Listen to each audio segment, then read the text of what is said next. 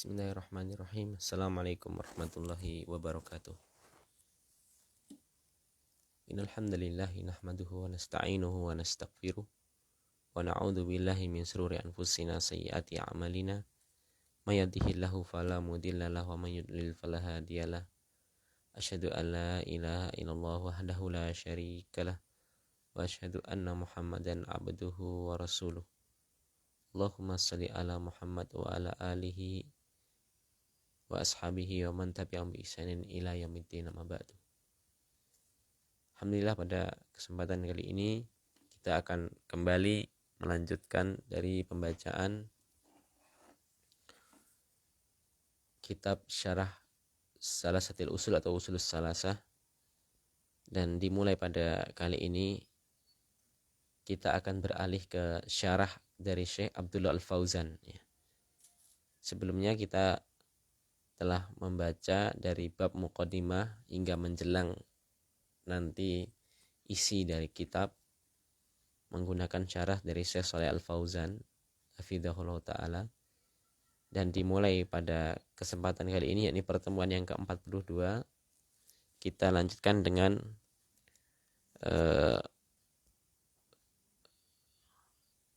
kitab Husulul Ma'mul. Kitab Husulul Ma'mul fi Syarhi Salasatil Usul karya Syekh Abdullah Al-Fauzan, Abdullah bin Shalih Al-Fauzan hafizahullahu ta'ala. Beliau ini juga banyak tulisan dan bagus, punya syarah bagus dari kitab Bulughul Maram. Beliau punya kitab syarah yang bagus dari syarah Bulughul Maram. Kita akan lanjutkan dari perkataan Syekh Muhammad bin Abdul Wahhab, qala Ibnu Katsirin rahimahullahu ta'ala, al-khaliqu li hadhil asya'i huwal mustahiqqu lil ibadah. Berkata Imam Ibnu Katsir rahimahullah ta'ala, maka sang pencipta dari seluruh ciptaan, makalah dialah zat yang berhak untuk diibadahi. Berkata Syekh Abdullah Al-Fauzan hafizahullah ta'ala, Ibnu Katsirin huwal allamatu al-hafidhu al-muhaddisu al-mufassiru al-mu'arrikhu Ismail bin Umar ibnu Katsirin Abul Fida wulida sanata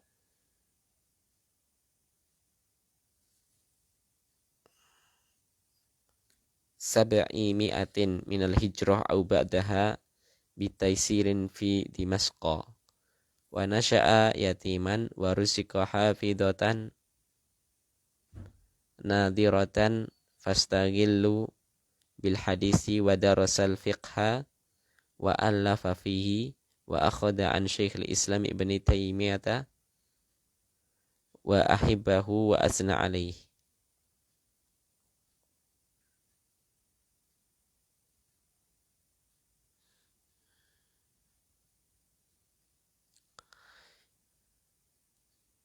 Syekh Abdullah Al-Fauzan berkata, Ibnu Katsir ialah al-allamah al-hafid, memiliki gelar al-hafid, yang memiliki banyak hafalan hadis kalau dimaksud al-hafid di zaman dulu, al-muhaddis yakni ahli hadis, al-mufassir ahli tafsir, beliau punya kitab Ibnu Katsir, tafsir Ibnu Katsir, al-mu'arrikh ini ahli tarikh, ahli sejarah.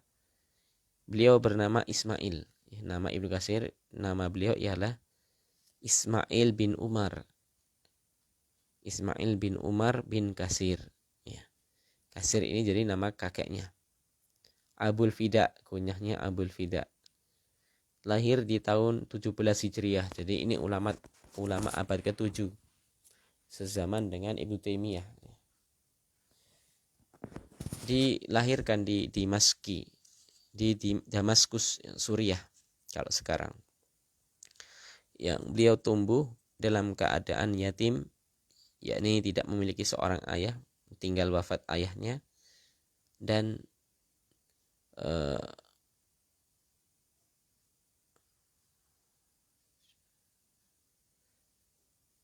beliau seorang hafid ya, yang disibukkan dengan ilmu hadis dan juga belajar fikih, dan beliau juga menulis ya, tentang fikih ya, dan mengambil ilmu yakni berguru kepada Syekhul Islam Ibnu Taimiyah dan menjadi murid kesayangan, salah satu murid kesayangan Ibnu Taimiyah ya. Di sana juga ada murid beliau Ibnu Qayyim Al-Jauziyah ya. Jadi murid Ibnu Taimiyah ini orang-orang hebat ya. Min mu'allafatihi al-matbu'ah at-tafsir al-mashhur, at-tafsirul mashhur wal bidayah wan nihayah fit tarikh wa jami' al-masanid was sunan wa irsyadul faqih ila ma'rifatil adillatil tanbih. Mata rahimahullahu sanata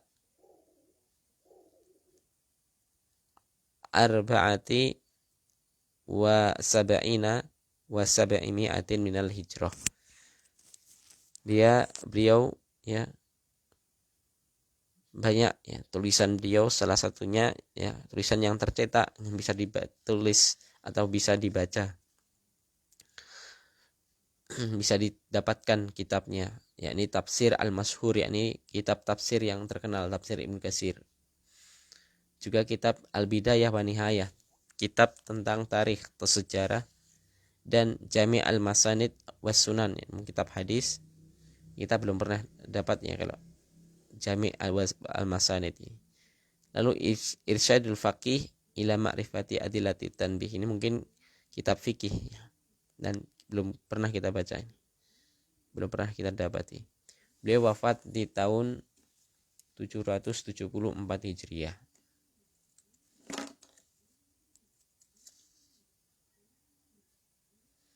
Artinya usia beliau ketika wafat yakni 74 tahun. Berkata Syekh Muhammad bin Abdul Wahhab Al-Khaliqu li hadil asya, atau Ibnu Katsir ya. Ini ucapan Ibnu Katsir menafsirkan ayat yang sebelumnya. Kalau Ibnu Katsir hadil ibarat inda tafsiri ayati sabiqah ya ayuhan nasu budu rabbakumul ladzi khalaqakum waladina min qablikum la'allakum tattaqun. Ya, ini Ibnu Katsir menafsirkan ayat yang sebelumnya yang disampaikan oleh Syekh Muhammad bin Abdul Wahhab. Wahai manusia, sembahlah Rabb kalian yang telah menciptakan kalian dan orang-orang sebelum kalian, agar kalian menjadi orang-orang yang bertakwa.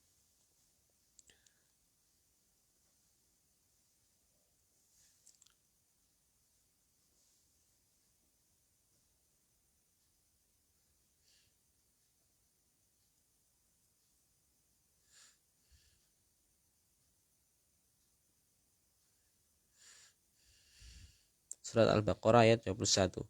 Walabtu Ibnu Katsirin fi tafsirihi maghayru lama dzakarahu Syekh rahimahullah wal ma'na wahid. Wa huwa anna al-ayati al-madhkurata dallat 'ala anna alladhi khalaqa hadhil asya'a wa awjadaha minal adam ala ghairi misalin sabiqin walladhi yastahiqu an yu'bada wahdahu wala yusyraku bihi ghairuhu.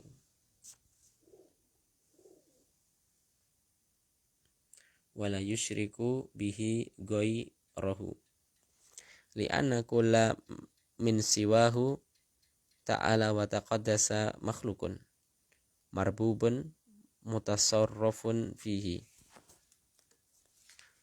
Dan makna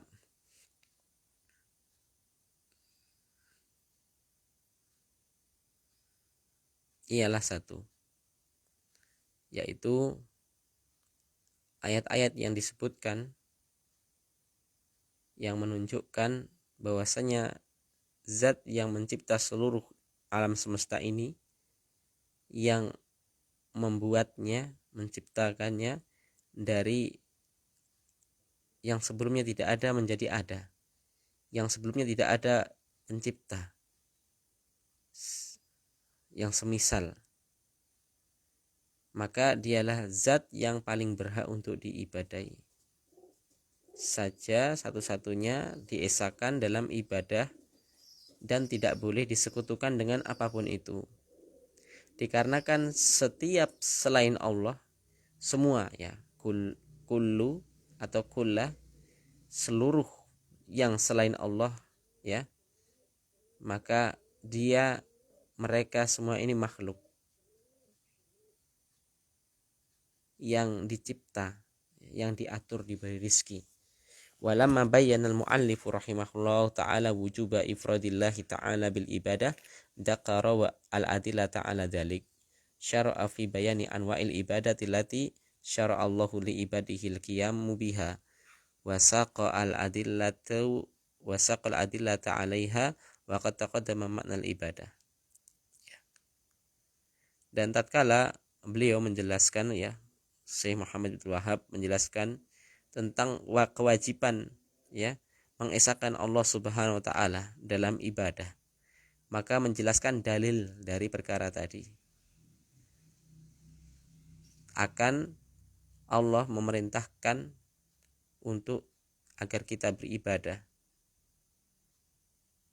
dan menjelaskan ya, Syekh kemudian menjelaskan macam-macam ibadah itu sendiri. Yang ibadah itu telah diperintahkan oleh Allah Subhanahu wa taala. Ya, maka Syekh nanti akan merinci dalil-dalil tentang macam-macam ibadah tadi. Adapun makna ibadah sudah telah lewat penjelasannya ya.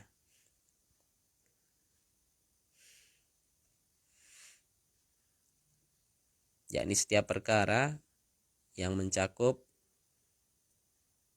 sesuatu yang Allah cintai dan Allah ridhoi dari perkataan ataupun perbuatan, baik lahir ataupun batin.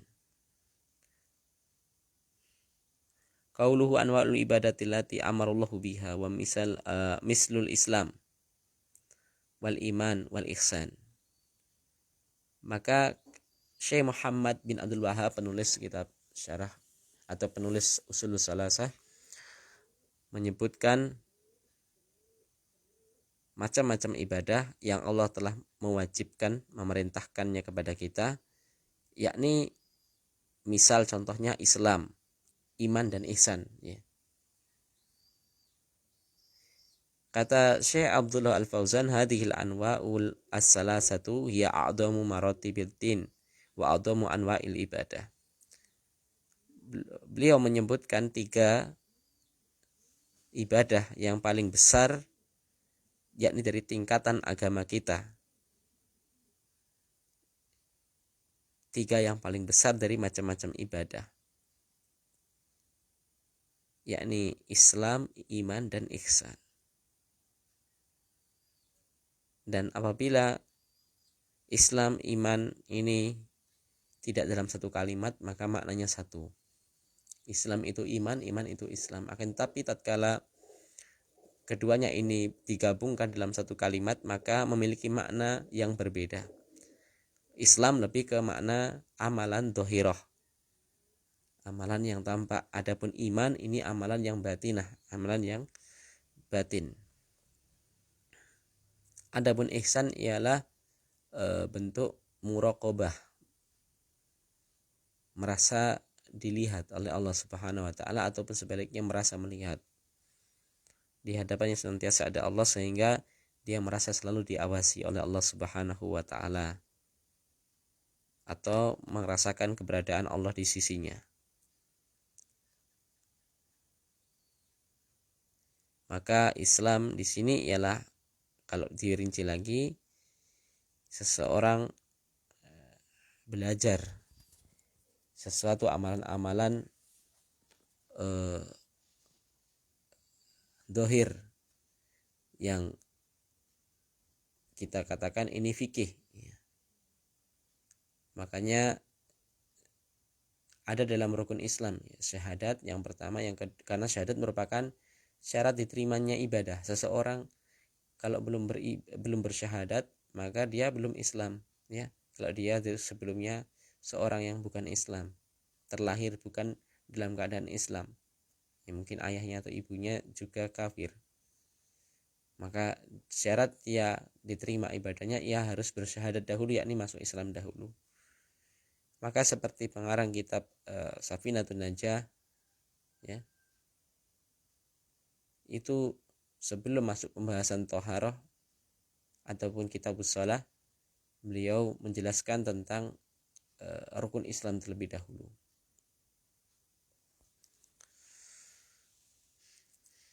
Maka ini penting juga kita mempelajari fikih, ya. Dari dimulai fikih thaharah, fikih salat, ya, fikih siam atau puasa, zakat, haji, ya, dan lainnya. Adapun al-iman ini berkaitan dengan akidah. Iman kepada Allah, iman kepada malaikat, iman kepada kitab, iman kepada para nabi, dan seterusnya. Ini bentuk kewajiban kita untuk mempelajarinya, yakni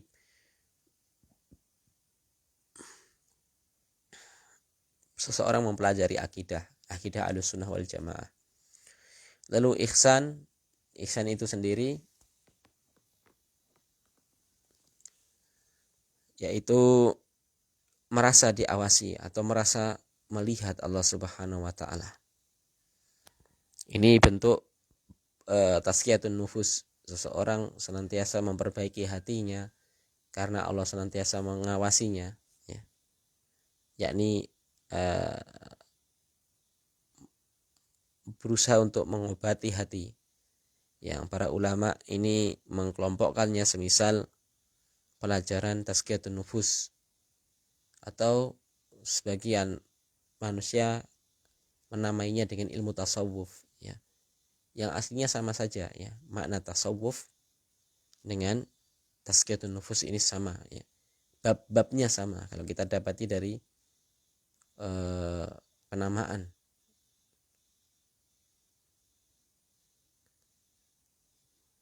Di kalangan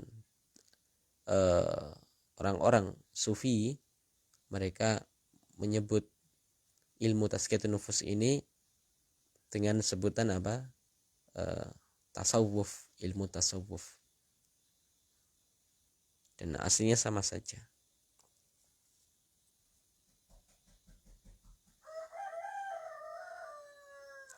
Dan tentang penyebutan Islam, iman, dan ihsan ini ada dalam hadis Arba'in Nawawi, hadis yang kedua, hadis yang diriwayatkan oleh sahabat Abu Hafs Umar bin Khattab radhiyallahu anhu, di mana ketika Jibril alaihissalam datang kepada Nabi dan para sahabat dalam wujud manusia, kemudian menanyakan tentang Islam, iman, dan ihsan ini.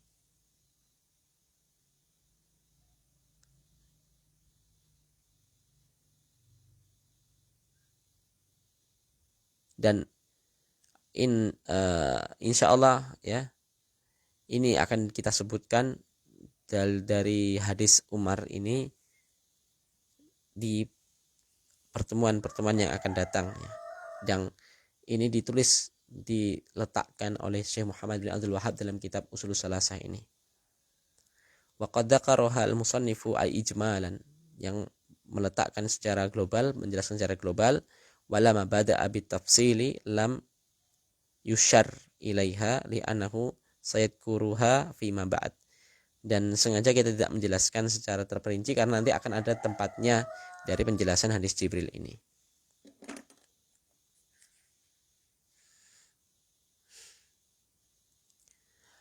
Berkata Syekh Muhammad bin Abdul Wahhab, wa minhu, dan termasuk minhu, ya, bagian dari ibadah itu ialah, contoh ibadah ialah ad-du'a'u wal khaufu war raja'u wat tawakkul war raqbatu war rahbah wal khusyu'u wal khasyah wal inabatu wal isti'anah wal isti'adatu wal istighasah wa dzabhu aw nadaru wa ghairu dzalika minal ibadati lati amarallahu biha kulluha lillahi ta'ala wa dalilu qaulu ta'ala wa anal masajida lillahi fala tad'u ma'allahi ahada faman sarafa minhu syai'a li ghairillah fa huwa musyrikun kafirun. Dan Syekh Muhammad bin Abdul Wahhab rahimahullah menjelaskan contoh dari ibadah ialah doa, khauf, takut, berharap, berserah diri,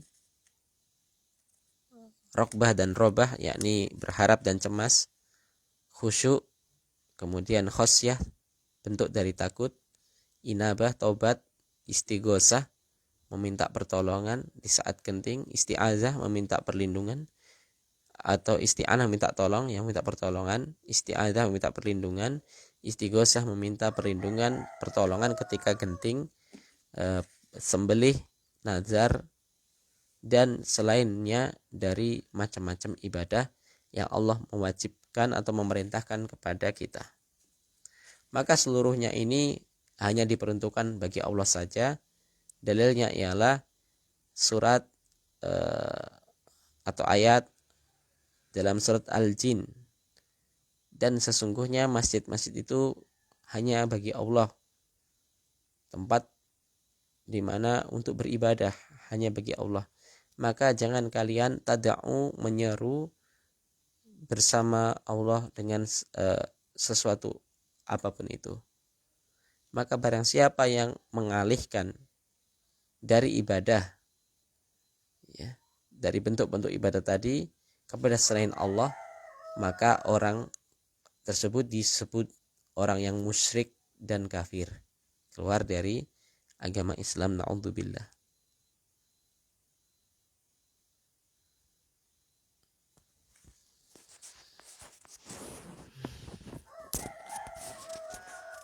Ai wa mimma amarallahu bihi ad-du'a wal khauf ila akhirih wa qawluhu wa ghairu dzalik min anwa'il ibadah isyaratun ila anal anwa'il ibadah ghairu mahsuratin bihadil anwa' bal hiya qasiratun jidda. Ialah dari apa saja yang telah Allah perintahkan dari macam-macam ibadah, dari doa, takut, dan yang selainnya tadi, ya, merupakan isyarat di mana bahwasanya ibadah atau macam-macam ibadah itu tidak terbatas dari yang disebutkan Syekh Muhammad bin Abdul Wahhab di sini saja. Bahkan sangat banyak. Li'anna kullama yuhibbuhullahu wa yardahu minal aqwali wal a'mali adh-dhahirati wal batinati fahuwa ibadatun. Dikarenakan setiap perkara-perkara yang Allah cinta, Allah ridha, baik itu dari perkara yang sifatnya perkataan ataupun amalan, baik yang nampak ataupun yang tidak tampak, maka itu yang namanya ibadah. Fal ibadatu bihadhil makna yashmulu alladina kulluhu wal hayatu kulluha. Maka ibadah secara makna ialah perkara yang mencakup ad-dinu kulluh, ya, agama ini seluruhnya, wal hayatu kulluha, ya.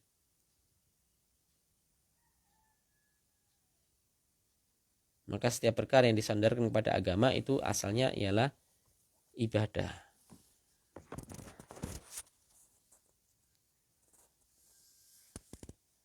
Ai kulluha lillahi ta'ala, seluruhnya ibadah tadi hanya bagi Allah. Ai kullu anwa'il ibadah mimma dzakara atau mimma dzukira wa ghairuhu lillahi wahdahu la syarikalah. Maka setiap bentuk jenis-jenis ibadah tadi yang telah disebutkan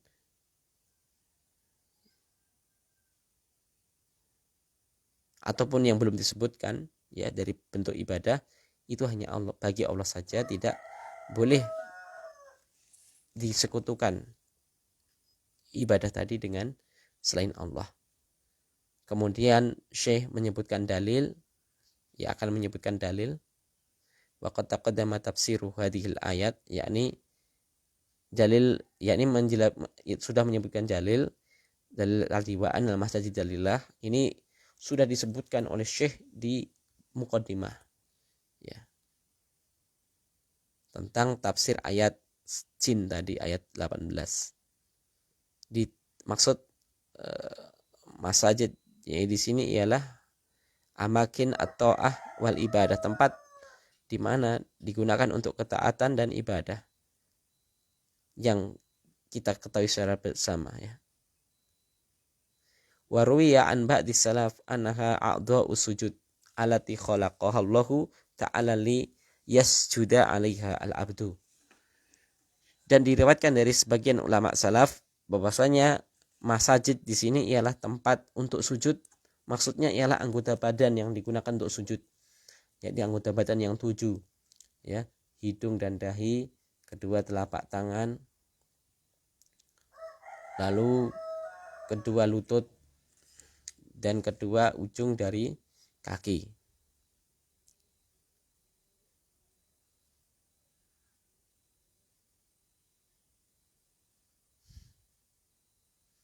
Yang anggota badan tadi Allah ciptakan bagi hambanya digunakan untuk bersujud kepada Allah.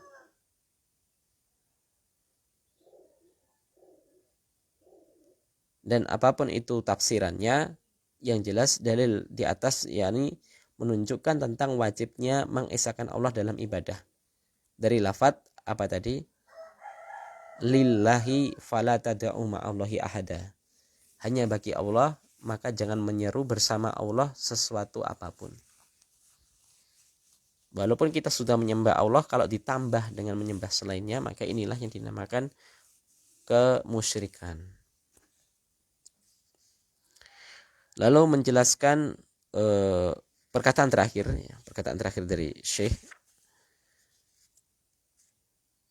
Barang siapa ya yang mengalihkan dari ibadah tadi, bentuk-bentuk ibadah tadi yang telah disebutkan oleh musannif Syekh Muhammad bin Abdul Wahhab rahimahullah, semisal seseorang berdoa kepada selain Allah Ta'ala dari orang-orang yang sudah mati ataupun orang yang tidak hadir di hadapannya, au yarjuhum au yakhafuhum au yas'aluhum qada al-hajati wa tafriji al-kurabat al-kurabat ya. Misal bentuk mengalihkan ibadah kepada selain Allah ialah seseorang itu berdoa kepada selain Allah. Misal berdoa kepada orang yang sudah mati, berdoa kepada penghuni kubur misalnya, ini banyak terjadi. Atau berdoa kepada syekhnya, meminta tolong kepada syekhnya yang dalam keadaan syekhnya itu tidak ada di hadapannya ya. Ini juga disebut bentuk musyrik, kemusyrikan. Atau ya seseorang berharap atau takut meminta agar dipenuhi kebutuhannya dan dibebaskan dari segala kesulitan atau yang selainnya, namun kepada selain Allah ya. Misal kepada tadi al-amwat wal ghaibin, maka orang yang melakukan hal seperti tadi fahuwa musyrikun al-syirkul akbar, melakukan syirik akbar ya. Li'annahu sarafa ba'da khasaisillahi li ghairillah. Dikarenakan kenapa? Dikarenakan ia telah mengalihkan sebagian bentuk ibadah ya, yang aslinya ini merupakan khususiyah Allah Subhanahu wa taala. Dia alihkan kepada selain Allah. Wa kafirun li'annahu jahada haqqan lillahi ta'ala fasarafahu li ghairi. Karena ia membenturkan ya hak Allah dengan diberikan kepada selain Allah. Fasirku wal kufru qad yastami'ani fi man la imana lahu. Maka bentuk kesyirikan, kekufuran terkadang ini berkumpul menjadi satu dalam orang yang tidak memiliki keimanan. Maka dikatakan innahu musyrikun kafir, maka dia seorang musyrik yang kafir. Akan tetapi juga disebutkan orang itu musyrik saja ya. Dia tujukan ibadahnya kepada patung-patung ya, atau kepada kuburan dan selainnya, maka ini orang yang musyrik ya. Wa in kana ya'tarifu billahi ta'ala fala yutlaqu alaihi kafir. Meskipun dia mengakui Allah pencipta, akan tetapi apa? Dia ibadahnya kepada selain Allah. Maka orang seperti ini apa? Secara mutlak tidak hanya kafir tapi musyrik. Bal huwa musyrikun faqat. Berbeda dengan orang kafir yang menolak Allah. Ya. Jadi kafir itu tingkatannya ya, dia ingkar kepada Allah. Adapun orang musyrik ini masih iman kepada Allah, akan tetapi dia campur kepada selain Allah. Maka secara mutlak kalau kita katakan musyrik, ya itu tidak kafir. Ya. Tapi sama-sama ini keluar dari agama Islam. Ya. Jadi musyrik dan kafir ini dua penamaan yang berbeda, akan tetapi levelnya sama. Sama-sama tidak iman, sama-sama tidak Islam. Non muslim. Ya. Orang kafir misal dia tidak mengimani Allah sama sekali, misal orang Buddha. Dia tidak percaya adanya Allah. Ya. Maka orangnya disebut kafir. Adapun ini dari sisi istilah syar'i ya. Bukan dari sisi bahasa. Dari sisi bahasa semua orang musyrik ya kafir. Ya. Kalau di istilah tempat kita. Adapun dari sisi pembahasan syar'i ini berbeda. Semisal orang-orang Yahudi dan orang-orang Nasrani, mereka mengimani Allah. Ya. Mereka menyembah Allah. Akan tetapi juga menyembah nabi mereka. Mendudukkan nabi mereka seperti sesembahan. Seperti Allah. Kedudukannya. Maka orang seperti ini secara istilah syar'i tidak kafir. Akan tetapi musyrik. Tapi ini satu level. Ya. Sama-sama kekal di neraka. Maka disebutkan dalam ayat Bayyinah, diletakkan secara sendiri. Innal ladzina kafaru min ahlil kitab wal musyrikin. Diletakkan dalam satu ayat, akan tapi sendiri-sendiri. Ya. Berdiri sendiri-sendiri. Intinya ini dua perkara yang paling berbahaya dalam ya kehidupan kita di dunia. Na'udzubillah.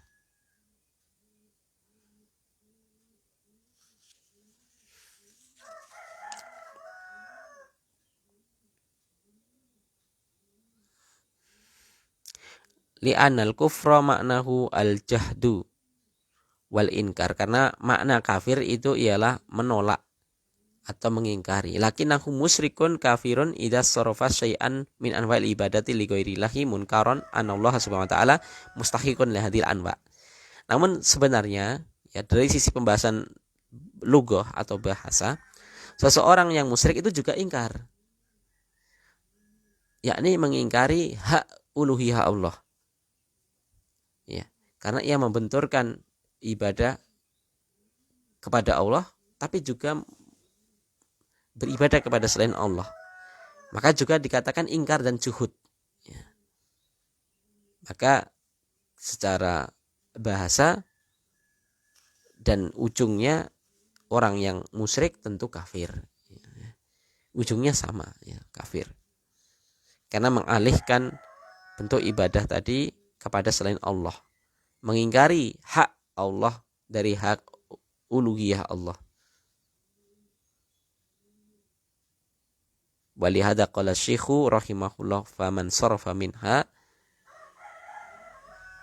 syai'an li ghairillahi fahuwa musyrikun kafir. Maka ini bentuk kecerdasan dari penulis Syekh Muhammad bin Abdul Wahhab. Maka barang siapa yang mengalihkan dari ibadah, apapun bentuknya ibadah itu, dialihkan kepada selain Allah, maka orang ini musyrikun kafir. Musyrik kafir. Ya. Karena orang musyrik itu kafir. Tapi orang kafir belum tentu musyrik. Ya. Ala kulli hal, walaupun kita tidak mentafsilnya, merincinya, keduanya ini levelnya sama. Sama-sama dosa yang paling besar dan dosanya tidak terampuni kalau dia mati di atas demikian. Ya, nasallahu salaman wal afiyah. Subhanakallahumma bihamdika asyhadu an la ilaha illa anta astaghfiruka wa atubu ilaik. Assalamualaikum warahmatullahi wabarakatuh.